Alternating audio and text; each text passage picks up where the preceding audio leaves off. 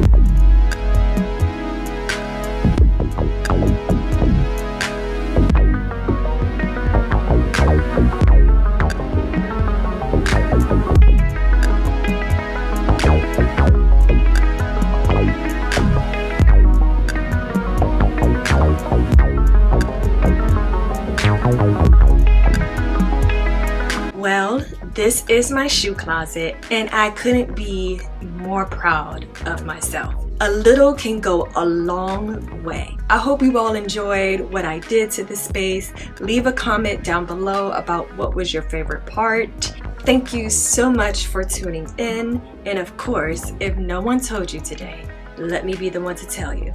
I love you. Bye.